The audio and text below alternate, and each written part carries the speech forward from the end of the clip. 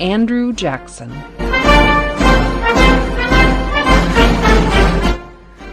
Of all the presidents of the United States, Andrew Jackson was perhaps the most peculiar.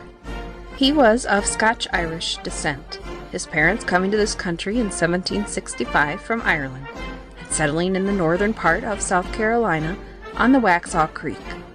They had been very poor in the old country, his father tilling a small farm, while the mother was a weaver of linen. His father never owned land in America, and died soon after he arrived in this country, little Andrew being born about the time of his death. One would hardly be justified in supposing young Jackson would one day be ruler of a great nation, rising as he did from such a beginning. Yet such are the possibilities in our glorious republic. His mother wished to make a preacher of him, but his boyhood is represented as mischievous, to say the least, his belligerent nature breaking out in childhood, and his mother's fond hope was signally defeated. He was passionately fond of athletic sports, and was excelled by none of his years. The determination he evinced in every undertaking, guided by his maxim of, "Ask nothing but what is right, submit to nothing wrong," seemed to be the keynote of his success, for he was not addicted to books, and his education was limited. Being an eyewitness of the horrible massacre perpetrated by the bloody Tarleton at the Waxhaw settlement, his patriotic zeal was terribly awakened, and at the tender age of 13 we find him among the American forces, and his military career begins at Hanging Rock, where he witnesses the defeat of Sumter, and he is soon a prisoner of the enemy. The English officer ordered him to black his boots.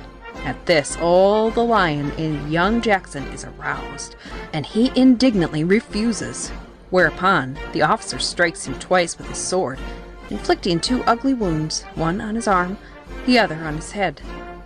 He had smallpox while a prisoner, but his mother effected his exchange, and after a long illness he recovered, but his brother died of this same disease. Soon after, his mother was taken from him. His other brother was killed at Stono. Thus, left alone in the world, he began a reckless course, which must have been his ruin but for a sudden change for the better, when he began the study of law at Salisbury, North Carolina, and before he was 20 was licensed to practice. Being appointed solicitor for the Western District of North Carolina, now Tennessee, he removed to Nashville in 1788. His practice soon became large, which, in those days, meant a great deal of travel on horseback. He made 22 trips between Nashville and Jonesboro during his first 7 years, and dangerous trips they were too, for the Indians were numerous and hostile. When he came to Nashville, he entered as a boarder the family of Mrs. Donaldson, a widow. A Mr. and Mrs. Roberts were boarders at the same home. Mr. Roberts, becoming foolishly jealous of young Jackson, applied to the legislature of Virginia for an act preliminary to a divorce. Jackson and Mrs. Roberts, thinking the act of the legislature was a divorce of itself, were married before the action of the court. Judge Overton, a friend, was himself surprised to learn that the act of the legislature was not a divorce, and through his advice they were married again in the early part of 1794. The fact that Captain Roberts' own family sustained Mrs. Roberts in the controversy with her husband must strongly point to the groundlessness of the charges. While it is further conceded that Andrew Jackson was not the first victim of the suspicious nature of Captain Roberts. However, this can never be regarded otherwise than a most unfortunate period in the life of Andrew Jackson, it being the immediate cause of more than one of the many obstacles with which he was obliged to contend in the after years. He was appointed District Attorney of Tennessee when that country became a federal territory, and in 1796, when Tennessee became a state, he was a man of no small wealth. On January 11, 1796, a convention met at Knoxville to draft a constitution for the new state, and Jackson was chosen one of 5 delegates from Davidson County to meet the other members from over the state. He was appointed on the committee to draft that important document. Having been elected to represent his state in the popular branch of Congress, he accordingly took his seat in that legislative body in December 1796. As Jackson entered the House on the eve of the retirement from public life of Washington, he voted on the measure approving Washington's administration, and as he could not conscientiously vote otherwise, not approving of some of Washington's measures, he is recorded among the 12 who voted in the negative. He at this time belonged to the so-called Republican Party, now Democratic, which was then forming under Jefferson, the incoming vice president, under the federal Adams. His record in Congress is made exemplary by his action on 3 important bills, namely, against buying peace of the Algerians, against a needlessly large appropriation for repairing the house of the president, and against the removal of the restriction confining the expenditure of public money to the specific objects for which said money was appropriated.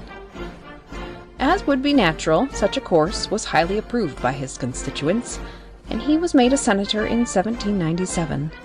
But his senatorial career was not so fruitful, as it is believed that he never made a speech, nor ever once voted, and resigned his seat in less than a year.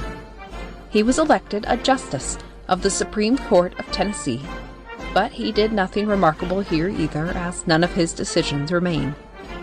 Nothing of note occurred for some time, except his becoming involved in a quarrel with Governor Sevier, which came to crisis in 1801, when Jackson was made Major General of Militia over Sevier. Jackson suspected Sevier of being involved in certain land frauds, and a duel was averted only by the influence of friends. About this time Jackson became financially embarrassed. Thinking himself secure, he sold a large amount of land to a gentleman in Philadelphia, and taking his notes, bought goods for the Tennessee market, depending on these notes for payment. The failure of these threw him into great difficulties, but his firm will came to his aid once more and saved him.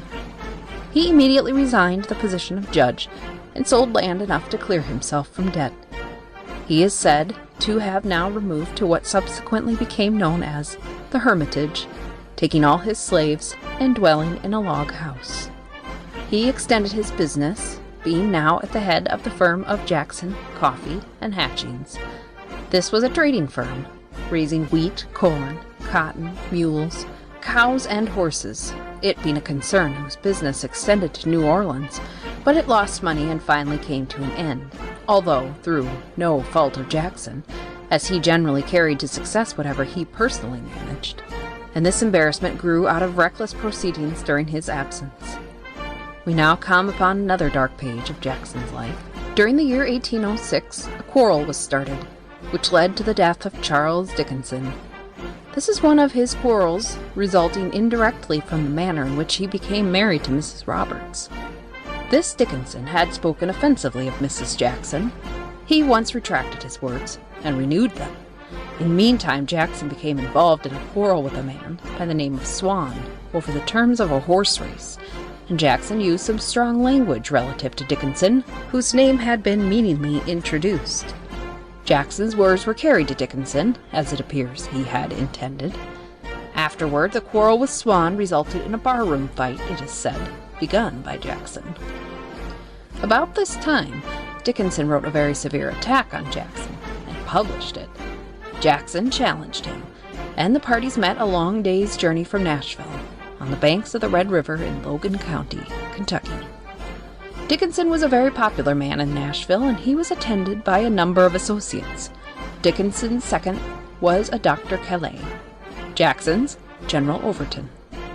Dickinson fired first, and his ball took effect, breaking a rib and raking the breastbone, but Jackson never stirred nor gave evidence of being hit. His object was to hide from his adversary the pleasure of knowing that he had even grazed his mark, for Dickinson considered himself a great shot, and was certain of killing him at the first fire. Seeing he had missed, he exclaimed, "My God, have I missed him?" Jackson then fired, and Dickinson fell mortally wounded, dying that night without knowing his aim had taken any effect. This duel was another most unfortunate thing for Jackson, and caused him great unpopularity in Tennessee until his military victories turned popular attention from it. Jackson lived a comparatively quiet life for the few years following. Nothing of importance happened except his mistaken connection with Aaron Burr and quarrel with a Mr. Dinsmore, an agent of the Choctaw Indians. In 1812, the Second War with Great Britain broke out, and Jackson at once tendered his services to the government. They were gladly accepted, and the rest of the year was devoted by him in raising more troops and organizing them for active service. During the early part of 1813, he started across the country, but for some reason, the Secretary of War ordered him to disband his forces, but he marched them back to Tennessee. It was on this march that he received the name of Hickory, which afterwards became Old Hickory. Arriving at Nashville, he tendered his troops to the government for an invasion of Canada, but the Secretary of War never even answered his proposal. Finally, he disbanded the forces on May 22nd. The government failed to sustain him, and his transportation drafts were allowed to go to protest. This must have ruined Jackson had it not been for his friend Colonel Benton, who made an appeal which the government felt bound to comply with, as it was made plain that it would lose the service of Tennessee if such a preposterous act were persisted in. Thus he was saved from what might have been an irretrievable financial misfortune. Through deceitfulness in others, he was led to a disgraceful quarrel with his intimate friend, Colonel Benton, who had helped him so much at Washington. The difficulty with the Creek Indians arising, Jackson, with his characteristic energy, helped to subjugate them. His victory over the Indians of Horseshoe Bend is so familiar to every American schoolboy that it is needless to relate the details. He now gained a national reputation and was made a major general in the United States Army, and soon became the acknowledged military leader of the Southwest. From now, General Jackson's star grew steadily brighter, and he began to develop the sterling qualities which he unmistakably possessed. During the progress of the war, the Spanish authorities, who then controlled Florida, had neither the power nor disposition to demand of the British due regard to the rights of neutral territory. They seemed to sympathize with England, as Jackson could gain no satisfaction through his correspondence with them, and as neither the Spanish or British could be induced to change their purpose. Jackson, as was his custom both in politics and war ever afterward, determined to act without orders. He immediately moved upon Pensacola, razed the town, and drove the English forces out of Florida. Returning to Mobile, he learned of the plan of the British to conquer Louisiana. He immediately marched to New Orleans, but the city was miserably defended, and his own forces were a motley crew, consisting of about 2,000. But Jackson made the most of his opportunities. He learned the plan of the British from the chief of a band of smugglers. After a few preliminary battles in which, as a whole, the Americans were victorious, the British army, now 12,000 strong, was joined by General Pakenham, who was a brother-in-law of the great Duke of Wellington, who changed the plans of the British army. Jackson at this time was joined by about 2,000 more troops, but they were poorly armed. The British captured a whole fleet of gunboats. This left the way clear, and it is thought that had the British pushed in then, as Jackson would have done, nothing could have saved the day for America. Jackson fell back and threw up earthworks, cotton bales, and sandbags for protection, and waited for the enemy. On the memorable day, the 8th of January, the army advanced. Ridpath said, "They went to a terrible fate." Pakenham hurled column after column at the American breastworks, only to return bleeding and torn. The Americans were well protected, while the veterans of England were exposed to the fire of the Tennessee and Kentucky riflemen, and the result was awful. The enemy losing not only General Pakenham, their commander, but also General Gibbs, leaving only General Lampert to lead the forces from the field, General Keane being wounded. The loss of the enemy was about 2,000 killed, wounded, and prisoners. The Americans' loss was 8 killed and 13 wounded.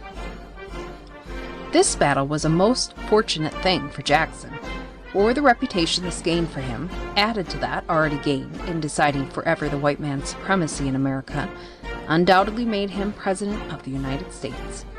He became governor of Florida when that territory was ceded to the United States by Spain in 1821, but he held the position only a few months. In 1828, the Tennessee legislature made him a senator, and later he was nominated for the presidency. This at first was not regarded seriously, as many had misgivings as to his capability as a legislator, although all admitted his military power. The The election proved that he had great political strength as well, receiving the largest number of electoral votes, 99 to 84 for Adams, 41 for Crawford, and 37 for Clay. As no one had a majority, the case was decided by Congress, who gave the place to Adams. The opposition to the administration united under Jackson, and in the next election he was triumphantly elected, receiving 178 electoral votes to 83 for Adams. In this campaign, Jackson's private life was bitterly assailed. Especially was the manner in which he came to be married misrepresented. His wife died only a short time after his election, it is said, from the influence of the vile stories which were circulated regarding her.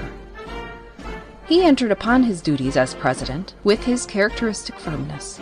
A rupture soon arose between him and the vice president, Mr. Calhoun, and this was intensified when Calhoun's nullification views became known. The Democratic Party outside of South Carolina supported the administration. The cabinet was soon changed.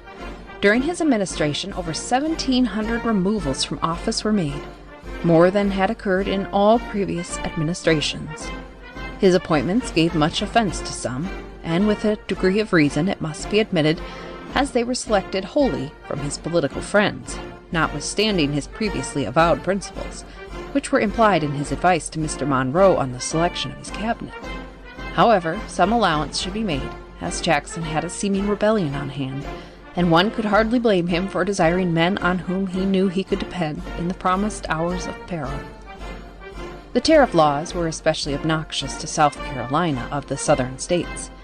Now Jackson was opposed to the tariff laws himself, but as long as the laws remained, he proposed that they should be enforced, and when South Carolina met at Columbia and passed resolutions to resist the existing laws and declaring in favor of state rights, he promptly sent forces to quell the promised rebellion. Seeing what kind of man they had to deal with, the nullifiers were glad to seize the excuse for not proceeding, which Clay's compromise bill afforded. This bill reduced the duties gradually, until at the end of 10 years they would reach the standard desired by the South. His re-election was even more conclusive than the former, inasmuch as it was found that he had carried every state save 7. His principal opponent was Henry Clay, who represented the party in favor of renewing the charter of the United States Bank. Jackson was bitterly opposed to this institution, vetoed the bill to recharter the bank, and in an effort to pass the bill over his head, failing to receive a 2/3 vote, the bank ceased to exist. He conceived the idea of distributing the surplus left by the bank, about 10 millions, among certain banks named for that purpose. He had no acknowledged authority for this, but he believed himself right and acted independently, as was characteristic in such cases. A panic ensued, and the Whigs claimed that this measure of Jackson's was the cause, while the Democrats were equally confident that the financial troubles were brought about by the bank itself, which was described as an institution too powerful and despotic to exist in a free country. A powerful opposition was formed in the Senate against him, headed by men such as Calhoun, Clay, and Webster, and finally a resolution condemning his course was adopted by a vote of 26 to 20. But was afterward expunged through the influence of his intimate friend Colonel Benton. The House sustained the president throughout, or he must have been overthrown. The foreign relations of our government at the close of Jackson's administration was very satisfactory indeed. The national debt was extinguished, and new states were admitted into the Union. He issued a farewell address to his country and retired to private life at the Hermitage, where he lived until his death in 1845. There is much in the life of Andrew Jackson that can be profitably copied by the American youth of today, notably his fixedness of purpose, indomitable will, and great love of truth. There are other things that would be well to pass by and give little promise, such as his sporting propensities. Lossing says, "The memory of that great and good man is revered by his countrymen next to that of Washington." His imposing statue occupies a conspicuous place in President's Square, Washington, where it was unveiled in 1852, being the first equestrian statue in bronze ever erected in America. It is certain that he exercised a marked influence in shaping the affairs of the general.